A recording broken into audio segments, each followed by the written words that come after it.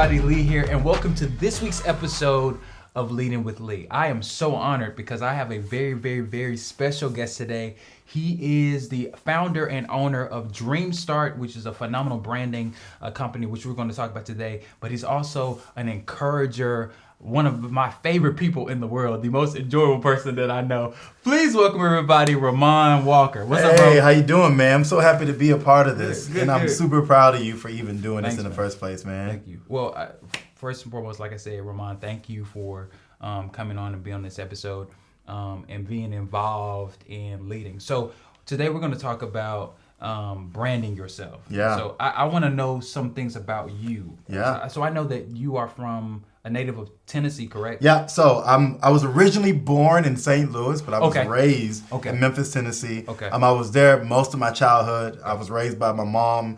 And basically, I was there all the way through high school. I ended up years later coming to college in Oklahoma, went to ORU, and graduated from ORU in 2010. And that's what kind of got me in Oklahoma. I was trying to go all kinds of places after that, but the Lord kept me here. He told me that this is the place I was going to be at and set up shop. And so I ended up basically graduating in 2010, ended up finding my first job as a creative director for about 4 years right after ORU, like maybe 9 months after ORU. And then after I was a creative director for 4 years, I was another creative director for another company for a year. The first company was a magazine company. The second company was an actual agency. I did not know that. Yeah, exactly. I didn't know that. I decided that I was less passionate about working from behind the scenes, behind the computer, and I was more passionate about helping people. And during that time, in my second time being a creative director in the second year, and in the end of my first time being there in the first part, I ended up starting my own company. So, yeah. Wow. So literally during those times of being a creative director, so what did you go to ORU for? So my major at ORU was design. My minor was advertising. I did design before I got to ORU because I had the programs. I went to a tech school years ago and I learned how to use it then. But I wanted to make that in my career. At least I thought I did. And so once I went to ORU, that's what I pursued. Okay. So that's how you even got into the space. Did you notice that as a kid that you were always kind of leaning more towards creative space? As a kid, I would never consider myself an artist, but I was always artistic. Yeah. And so I used to, I was at the Boys and Girls Club. I was drawing Dragon Ball Z characters. I was drawing characters from Rugrats. When I got in high school, I fell in love. This is going to sound random, but I fell in love with PowerPoint.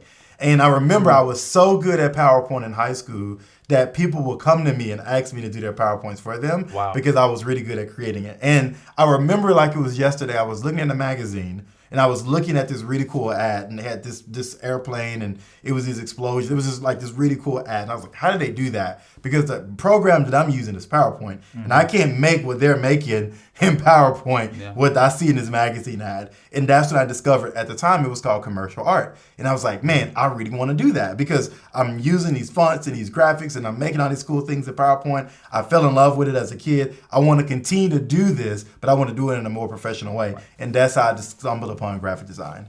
So that literally that line of just discovery and trying out things literally led you into graphic design. Yeah. I think that that's a cool thing. I think that all of us are beneficiaries of moments in our lives that kind of push us to the things that we really, really want to do and really like to do. Yeah. And I think that's really cool that became a part of your story. So how has that influenced the work that you do now? Because I think, you obviously have tried these programs and done all these things. Yeah. But how has all of those things just brought you into the space of DreamStart? Because DreamStart is a great company. Yeah. So this is free advertising. Okay. So DreamStart originally started as a conference. I was a creative director for 4 years at a company, at a magazine company, and I was doing the work. I was behind the scenes. I was working on the layout. I was getting design and stuff done. And after about 2 years of doing it, I realized, man, I don't know if I want to spend the rest of my life doing this.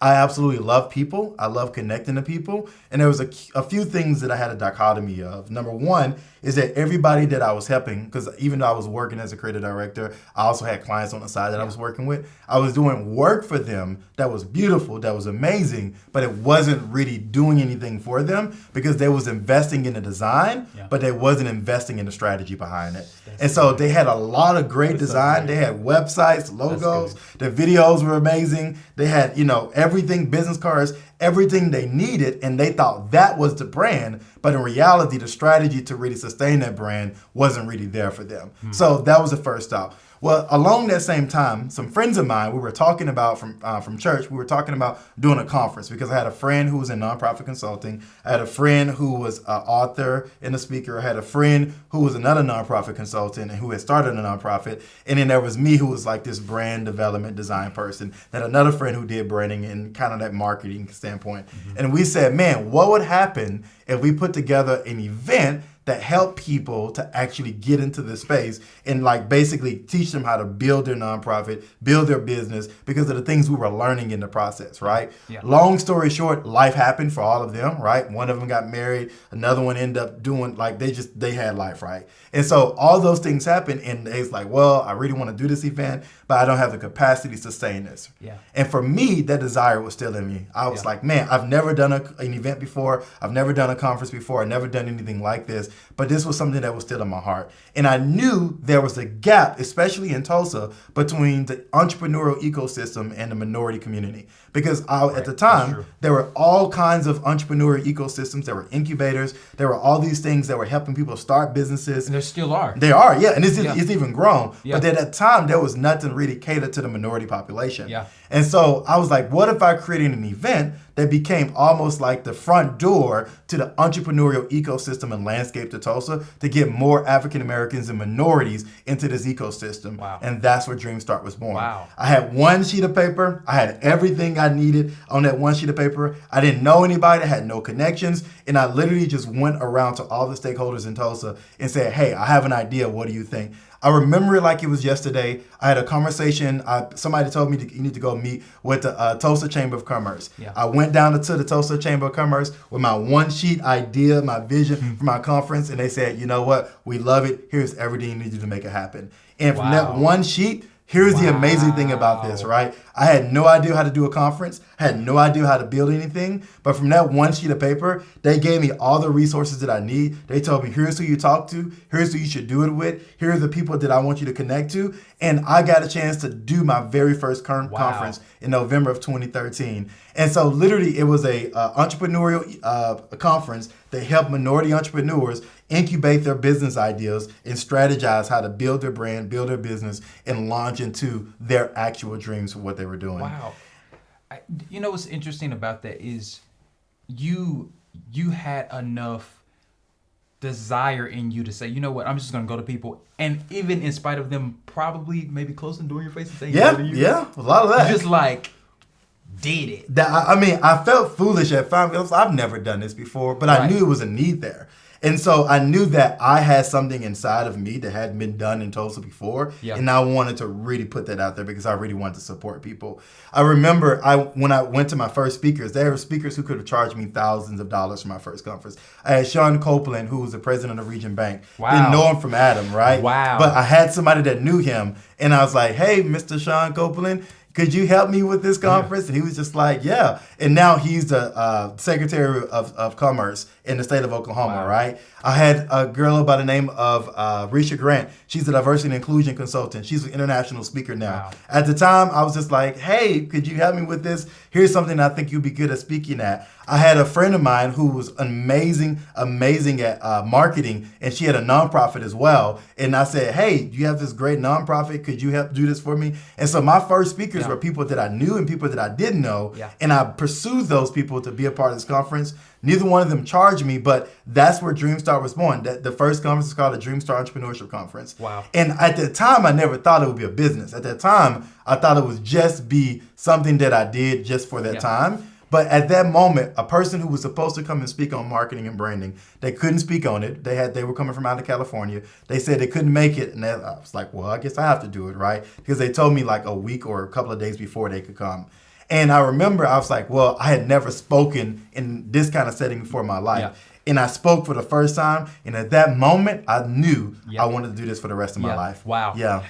It's interesting because what you're talking about is people being willing to invest in a way that they have not done before. And I think it's interesting that because at one point you were making specifically about reaching out to people to ask them to be a part. I think a lot of people are afraid of that. Yeah. And I think a lot of people struggle with the confidence in what they're doing to say, hey, I don't know this person. This person has more influence or more quote unquote affluence than I do. Yeah. But I can step out and ask because I just believe enough in what I'm doing that this person will probably say yes. Yeah. Or even they say no, at least I did stepped out and asked. Yeah. Like, Ramond, that's a phenomenal thing. Like, that's so inspiring for me because there's some people who I've thought about interviewing or thought about, bringing on leading that I'm like, I don't know how this is going to work or how should I get in contact with them. But that just gave me so much more encouragement. Bro, I've learned, and something I'm steady learning is to own your gift, man.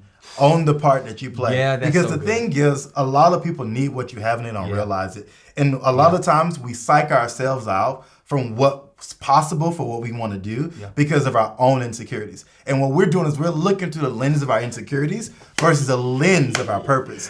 When you look at life through the lens of your purpose versus the lens of your insecurities, nothing can stop the purpose that you have. Because one person's no may be another person's yes. Yeah. A prime example with that from the conference was that a person that I originally asked the first year to do it, they told me they couldn't do it. And so the second year, I was like, well, I want to dream bigger. I went back around the second year and asked somebody else. Name was Clifton Talbot, right? Now, the only time Clifton, he's a national, international speaker. He's written books. He actually has a movie they actually made about him that I believe Oprah was in and Felicia Rashad and a lot of other people. Wow. But it was a story that he wrote that they actually made a movie about it. But phenomenal person out of Tulsa. I used to work at FedEx Kinko's. The only thing this guy remember about me, right? I knew, and I was like, I don't know if he remembers me. I used to help him behind the desk at FedEx Kinko's, right? Wow. I remember when he would come in, I would help him make his copies. He would go out and I would be really nice to him. I was always friendly to him. And that was it. But I knew this guy was a phenomenal speaker. So I decided, now here's what's crazy. I wonder if he'd be willing to speak at my conference. This was literally 5 years later, right? I said, you know what? He probably don't remember me, but I don't know if he would actually want to do that. I called up his secretary. I said, hey, Mr. Talbot, my name is Ramond. I don't know if you remember me. I used to help you at Kinko's. He's like, I do remember you because I remember the way you helped me. And I remember the character in which you did it with. And because of that, I know you're a really good guy. Yes, I'll speak at your conference for free. Wow. And these are people that charge thousands of dollars to speak, right? And I say that That's not amazing. from a place that, oh, this really cool guy spoke at my conference. Yeah. But I said it from a point where because of the faith in which I had and the way I stewarded him before, it played out for me in ways that I never even thought. And I'm glad you said that because immediately what came to my mind was how important it is for us to always be present in every time period of our lives. Yeah. Like every stage plays a role in where we're going. Yeah. And I even think about now because I'm not where I want to be, and this ain't the end of the story. Exactly. We have tons of conversations about Yeah. what I want to do and I want to accomplish, but I recognize even now, even with leading and all those different things, it's important for me to understand what I'm doing and how that relates to things that I'm going to do 15 or 20 years from now. Exactly. And the fact that he remembered you is an awesome, It is. amazing, and it shows a lot about your character and who you are, Ramond. Yeah. And I think that that's a beautiful thing. And just remember me when you. You know what? We're not doing that. We're not doing that. This ain't about comparison. No, we ain't No, it's doing not comparison. that. I'm just acknowledging your greatness in this moment. Like I recognize that you are someone who has truly, truly, truly been a profound encourager for me, and I think that brings up a lot of things that every time we have conversations, I feel challenged. Yeah. On so many levels. So challenged to get stuff together and do things right. And so that's the amazing thing about this. So as it relates to just DreamStart and kind of talking through that, what is some advice you would give to people on getting started? And even just more specifically about how they think about branding. Yeah. Because I think a lot of people don't know what that particularly is. It seems very broad. So let me break what personal branding is. So I morphed DreamStart into personal branding because I realized there was a need for people to identify what their brand was, right? Yeah. No matter who you are and where you are a brand, right? Lee is a brand, right? Yeah. You are your own company. Everywhere you go, you carry a personal culture with you and you carry a personal brand with you. Wow. Everywhere you go, you're known and remembered by something. Yeah. The greatest asset you have is your branding. Really simply put, branding is the way you packaged, right? So it is your skills, your experience, your education, your story is how you package yourself in order to gain opportunities and income for what you're doing. Yeah. Whether you decide to package yourself or not, you already have a package. Whether you decide to be intentional with your brand or not, you already have a brand. So how you package that person inside of you, how you package your skills, your experience, your influence, your story, and what you do with that packaging, how you deliver that is your personal brand, right? Now, there are two ways that people use their brand. One way is through business, right? A lot of times people brand themselves to create and generate opportunities and influence and income for business. The other way people use it is for their career. Hey, I want to grow in a career. I want to build my career. What I do with DreamStart is I help you to do all of that and develop that in the long run. Yeah. So for people getting started, the first thing you want to ask, and I want to ask them, is what is your why, right? Yeah. Like, what is your mission in your life and what influence do you want to have in the people around you and the people that you're called to? I always tell people, whether you're around me for 5 minutes or 5 years, you will not be the same person before me as you are after me because I'm going to have that kind of influence in your life. So when it comes to your brand is a transformational experience. Whether you are creating a product based on your story, whether you are a CEO and you've been running a company for the last 20 years and you want to transition that experience into your own personal speaking platform, whether you are an author and you want to package your story into a book, whether you are an amazing, brilliant, intelligent person and you have skills in which you want to use to coach and consult with people, right? You can package your skills and your experience to grow yourself in business or to grow yourself. The first thing you want to ask is, what is your why? Why do you do what you do? The second question you want to ask you is, who do you want to reach, right? Who is the specific audience you want to reach? Who you want to connect to? And what people do you want to empower? And then the third question you want to ask yourself is, what problem do you want to solve? So what is your why? Why do you do what you do, right? Number 2, who do you want to reach? Who's your audience? And number 3, what is the problem that you are called to solve that no one else can solve like you? And anytime I'm starting with anyone when it comes to branding a business, I start with those 3 questions. Yeah. And then we build an entire platform from that. Yeah. That's a beautiful and profound strategy. Because one thing that I think about all the time is a lot of people don't know themselves well enough to be able to say no to things. Yeah. And you're getting at people understanding their own personal value, because we think our value is in is external or what somebody tells us. Yeah. But actually understanding, hey, you are somebody who is valuable and can bring something significant to the table. And Ramond, that's amazing. We oftentimes think that value comes from what we discover about ourselves.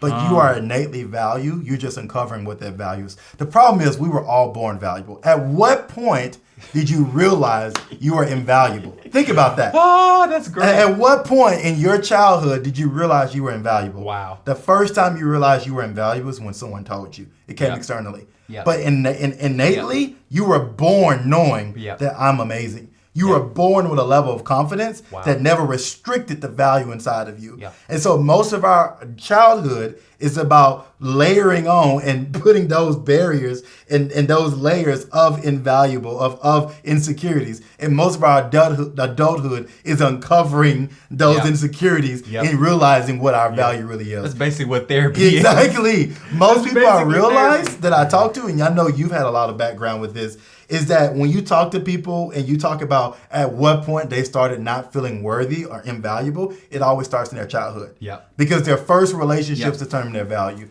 But nothing about your value is determined externally. It always starts with who God has already created you with. Yeah. That part. I can't even that part. So I have another question for you. So let's shift a little bit on the conversation on branding, because I think now we're seeing more. Once, let's say I figure out my brand, I figure out who I am, and packaging that really well.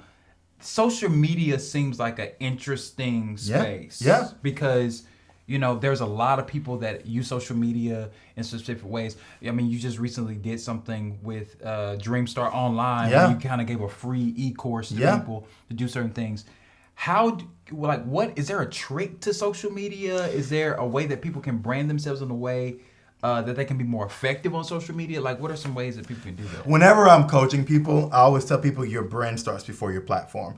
Social media is just a channel, right? But who you are as a person and what you're packaging and what you're presenting, the channel that you're going to do that with is social media, or it can be social media. Yeah. But you start with your packaging, who you are first. Like you said, once you've done that, the trick to social media is understanding what platform you want to use and the purpose of that platform, right? Yeah. LinkedIn, Facebook, Instagram, Twitter, TikTok, Snapchat. They all have different purposes. And the first thing you have to identify is if the things that I'm trying to do within my brand is the problem that I'm trying to solve, or the people that I'm trying to reach, is the mission that I'm trying to accomplish, are the people and the things that I'm trying to do in each of these areas, which platform will serve that vision first? A lot of times what people do is they would try to do too many things at the same time. Well, I'm going to start on social media. I'm going to do Facebook and LinkedIn and Twitter and all these things at the same time. I always tell people start with one social platform and maximize your audience on that. Before you try to do 4 of them or 3 of them, just do one. Do one for a year and be consistent in that one, right? And so a lot of the clients that I work with, we just work on what is your content schedule for that one platform? What are you consistently delivering to people in that one platform where you can build an audience from that? You can't maximize an audience that you haven't built yet. You can't convert an audience that you haven't built yet. And so part of social media... Wait. Say that again. You can't maximize a converting audience that you haven't built yet. And what we tend to do is we look at YouTubers, we look at Insta stars, we look at Facebook stars, and we say, man, I want my brand to be like that. But it starts with the consistency in which you build your brand on that platform. And so for you, it's like, here's what I take with my social media. Let's say you start with Facebook. Twice a week, I'm going to do this twice a week, and I'm going to do it for a year to build my audience. At that point, then you can start looking at, now that I have an audience, now that I have my own follower, now that I have my own group of people, now what are some things that I can do to maximize and package what I do to deliver to them? Wow, I have been just, that is so. I'm gonna give you a really quick trip that I teach my clients sometimes is how to use social media to validate your idea, right? So a lot of times people come to me and it's like, hey Ramond, I want to create this course, or hey Ramond, I want to do this book, this ebook, or I want to do this webinar. How do I know if I should do it, right? And so my formula is a cool way of using social media. Everything that you want to create as a product, you start as a post. Right? Yeah. And depending on what the response is to that post then can become a blog, right? Yeah. So I started with Facebook post. Man, that thing went viral on Facebook, or I got to share it, or I got a lot of engagement. Now I'm going to make it into a blog post, right? Again, low entry, low level of commitment, blog post. Okay, people really like this blog post. That blog post is going to become a webinar, right? Or become a product, right? A small product. Yeah. Okay, that's really awesome. Then that product or that webinar becomes a speaking platform, becomes a speaking topic, right? And then that speaking topic becomes a book. And so you can use social media as a way to validate what you're doing, but it requires an audience to do that with. Right. If I'm just speaking to my friends and family, and everyone who's listening to me on Facebook and social media are people that I already know, then you're not really validating if what you're doing is right. They're investing in you, but they're not investing in your brand. You know, this is why we're going to have a conversation about leading after this. because that is such a different way of thinking about how we do what we do. You know, I think a lot of people have a lot of great ideas, but they don't understand the how to of doing it effectively. Because I know for me, even with leading, like I think that I'm doing kind of well, but you're killing it, bro. But I can be more effective in and intentional in how I'm doing it. So what about people who are in a space where they're killing on social media? They're doing these different things. They're actually building their brand, but they're trying to expand their audience in a way in a different space. Because sometimes people might be big on YouTube, but they might not. That may not transfer to Facebook or Instagram or whatever. What I would ask them first is, what's your goal? Because if your goal is to build an audience, your goal to expand your audience may not be a different platform, right? It may be to leverage the platform that you have and to expand that based on the things that you're doing on that platform. So the first thing is, if you want to, like, for example, if I'm on YouTube and I have a huge audience on YouTube, my demographic may be 18 to 35 on YouTube. Let's say I want to reach young adults, so I want to reach teenagers, right? Then I may want to expand to TikTok to reach that population on there, right? Or I may want to expand it to Snapchat. So what I need to do is repackage my content just for a different platform and validate not only, because what we do is we say, well, I want to reach this audience. You got to make sure that that's the audience that's right for you. Because you don't want to reach audiences that your product isn't good for. When you think about Bugatti ain't trying to reach everybody. When you think about Mercedes ain't trying to reach everybody. Right? When you think about McDonald's, they're not trying to reach everybody. That's true. When it comes to your target audience, your audience is always hanging out in certain places. And so the platform doesn't determine what you do, the audience does. If my audience and my validated they hang out on that platform, then I want to reach that platform. My audience is going to automatically find me on that platform. Yeah. I don't have to look for another platform to find my audience. I have to find my audience and determine which platform they should be at. So it is really about you knowing, giving the people what they want, basically. Yeah, giving what they want. And giving them not just what they want, because there's a difference between I want it because it's free versus I want it because it's valuable and I'm willing to invest in it. Yeah. So you have to determine if it's just free, then cool, I can give you what you want. But there's a difference between me giving you what you want and giving you that's going to solve some things that's going to solve your problem. Which in turn generates income. Exactly. Which in turn generates connectivity between you and that person. But not just that, man. I realized it doesn't just generate income, it generates impact.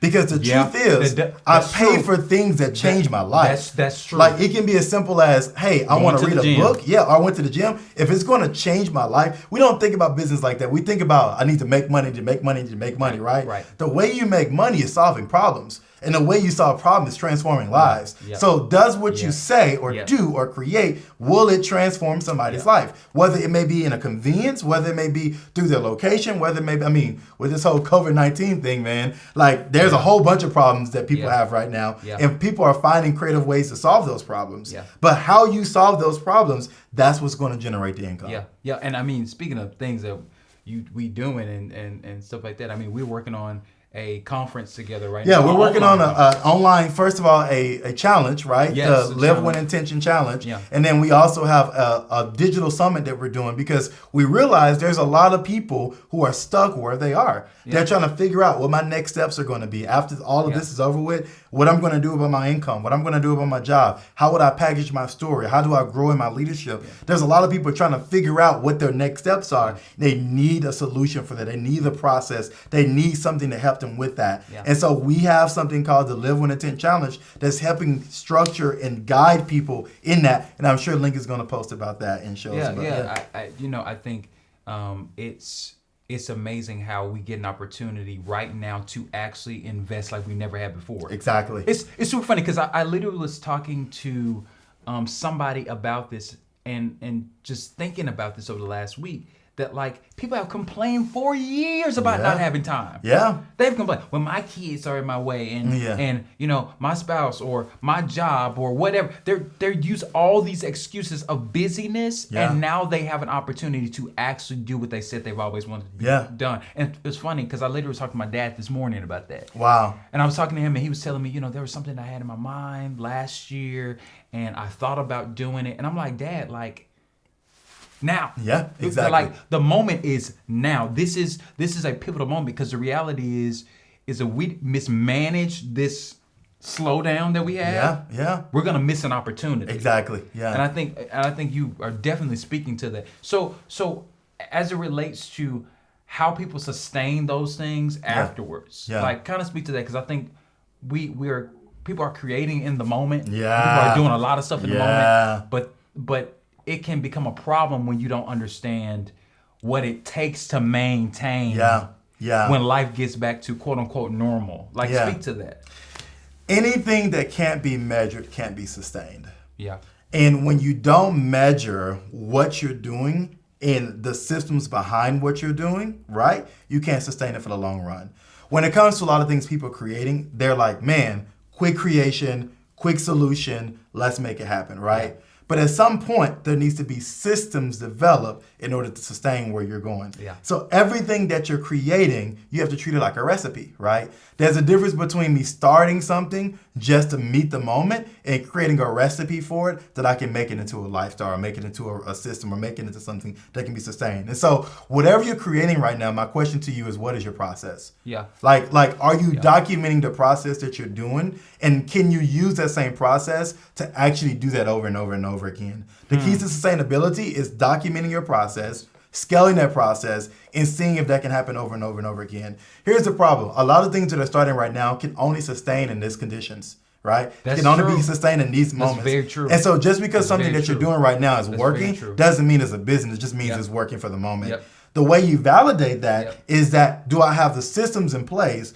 to do the same kinds of things to get the same kind of results? If my same sequence of things aren't getting the same kind of results, then it may not be sustainable in the long run. And so the thing I would encourage people to do is to not treat something temporarily, get a system behind it, create a workflow process behind it, identify who your audience is, again, identify what problem you're already solving, and package that experience and package those things to know exactly what you're doing. And then the other thing I would say is that if you are already doing something business related or creating something that's really making a difference in people's lives, then start getting feedback right now while you're getting clients or you're getting customers or you're building an audience, and find out what they want. Because the quicker you can assess what your client or what your audience wants, the more you can take that information and make long-term gains from that and use that to build other things from there. Yeah, so to that point, so a simple thing that somebody could do immediately, because I think sometimes people think that that's way more complicated. Yeah.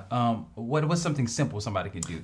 It's, hey, the last 5 people you supported or the last 5 people you helped or the last 5 clients you had, call them up. Hey, thank you so much for using my service. Thank you so much for using what I was doing. Hey, what did you like most about this? I call it the 1-question survey. What challenge are you going through right now that I have helped solve, or what challenge can I help you solve in the future? Yeah. That's it. Oh, I'm about to do that with I mean, literally, you can do that. When it comes to your audience, hey, guys, I've been producing content for the last 3 weeks. What do you want to see more? What topics do you want to hear more? What are you having struggles with right now? And then use that in order to build. Like, the thing is, business, once you start getting an audience and start building connections with your audience, it's easier for you because you can have a conversation versus having a monologue, right? You want to have a dialogue with your audience, your customers, and not a monologue. If all you're doing is telling them what they need, you'll never get to the bottom of what they really desire. Yeah, that's so good. I like, Ramond, I don't even know what to do with myself right now with this particular conversation, because you are giving so much life to what people need to understand about themselves and what the value that they bring in every situation. Like we were talking about earlier about value. Like I realize in this conversation we've made it much harder than it actually is. That, like, you would think with so much information and so much accessibility, people will actually understand how to do this very quickly and be able to scale very quickly. But I think we fail to recognize that, like, wait, let me just ask questions. And I feel this very strongly because there's a lot of people who are doing things, but you have to identify, do you want to start a hobby? Do you want to start a business? Do you want to start a brand, or do you want to start a hobby? The difference between a hobby and a brand and a business is a hobby is something that you can do and you don't expect anything back in return. There's a level of demand on a brand and a business that you're responsible for. There's a level of intentionality. Hobby, I can do it. I can craft. I can build things. I mean, my background's in design. I can do design as a hobby and just make stuff and give it to people for free, and I'm fine, right? But if I want to make it a business, I have to do the things that are required to sustain it and make it a system that actually makes a lasting value. Because when you don't have a system for what you do, when you're not tracking and measuring what you're doing, then you're doing the people that you're helping a disservice because you don't know and you can't identify and you can't, like, recall exactly what makes what you do a business versus a hobby. Yeah, and it's, in other words, you're saying your brand is work. It is. And I think some of us don't want to actually recognize how serious that is. That there is a load that you take on when you step into that space and say, hey, I'm this. Because people expect you to be a certain way. When you say I'm something, they expect you to be. If I go out there and say, you know, I'm the best 3-point shooter in the game, and you never see videos of me practicing dribbling and practicing shooting, and I'm doing, you know, working out and everything like that, you're gonna be like, okay, there's no evidence Yeah, exactly. to what you're saying. Yeah. You know, we don't believe that. And I think that's such a great and profound thought. It took me a year of research before I started DreamStart. For an Wow. entire year, I surveyed potential audience. I basically interviewed every stakeholder in Tulsa that I can find about the landscape of Tulsa before I even thought about doing a conference. I took an entire year and I researched the market. And once I did that, that was at that point that I decided to do that. And I'm not saying that everyone needs to take a year before they start whatever they want to start, but I'm saying that you need to put in the work to make sure that not only is what you think is valuable, but do other people put the same value on it as well? I wish a lot of politicians would do that. Like it is actually okay before you decide to run for office to go and sit with people in those communities and find out what they need. I agree, man. I agree. And do that. That's something I plan to do. Yeah. Hey, but, come on now. But because I have ideas and I have things that I want to help people with, but they may not want what I'm. So I need to ask questions. Exactly. I mean, man, that's a profound thought, and I think that's a great way to empower people to do specific things. So let's shift gears a little bit. So this is something I've been doing at all interviews. Okay. I ask people what is a song that you think would best describe you? Yeah. Man, I love music. I just can't always think about the words. I make up my own lyrics all the time. Oh, God. I will say one of those people. Exactly. Like all the songs are songs that I think the song that's really been on my heart to this, like in this season when it comes to business, is Control by Cass. It's a song called Control. It's on the 116 Reach Records Summer 19 mix thing or whatever. But the whole song is about like basically everything I'm doing, God has control over. Yeah. Yeah. In life and in my business, I realize there's a fine balance between your stewardship and God's provision. Yeah. And finding that balance of giving God control of the outcomes of what happens, but being a good steward of what you're called to do is the part that I'm always in the middle of when it comes to business. As a Christian entrepreneur, I know I can't just go out and just make it happen, right? Yeah. Just be like, I'm going to go get my clients, I'm going to go do that. But I know I can't just stay still as well, too. And so God controls the outcomes, right? I control my stewardship in the process. Yeah. And what I do is I give it everything that I have, and I trust him with the outcomes of what I'm doing. Yeah. And so for me, that song about giving God control, recognizing the control of my life, and submitting that control to him has been a really great encouragement to me in this season. Yeah. Wow. So thank you for that. Ramond, thank you for doing this. Man, it's a privilege. It was fun. Been so inspired and pushed in this conversation. Like, this is crazy. Do you hear me? Oh my God. I'm done. Anyways, the last thing, I want you to share about what are some of the things you're working on. So we talked about the conference. Yeah, we talked about the conference. Yeah. We talked about the challenge. Right now, man, I'm working on building some online content for people who are in this season. I recognize that people are really struggling right now, just trying to figure out what their next steps are. I just went to a restaurant this morning, and it was very sobering walking into a takeout restaurant. Well, no, it was a sit-down restaurant, but of course everybody's doing takeout, and realizing that there was not a single waiter there. There was only one cook there, and there was only one person behind the desk. And I thought to myself, how many people are without jobs right now? And how many people are struggling because they don't have the information to access where they are. And so I'm going to be starting an online series that's going to help people to identify exactly things they can do with what they have to generate money, not only online, but to start generating impact. This is supposed to be the most intentional time of your life. The other thing I'm working on is perfecting my speaking. And working on some speaking things and some new speaking topics and kind of building out my brands. And honestly, my clients have kept me so busy right now. I've been really working on and focusing on them right now. Okay. So, yeah. That's great. Now, how people can connect with you? So, you can follow me on Twitter at Ramond Walker, RAMOND, last name Walker. You can go to my website at mydreamstart.com. That's mydreamstart.com. Or find me on my Facebook page at Facebook.com/MyDreamStartsNow. My Dream Starts Now. Man, Ramond, thank you so much. Thank you. This was the best. It's been a pleasure, man. I appreciate it. Thank you so much. No problem. Thank you for watching or listening to this week's episode of Leading with Lee. I hope that you were inspired, equipped, and empowered. If you haven't done it yet, subscribe today. And to get updates about all the things that I'm doing, connect with me on Facebook, Instagram, and Twitter at Lee A. Scott II or Lee A. Scott II. I hope that you will tune in for the next episode of Leading with Lee. Much love, and let's get started.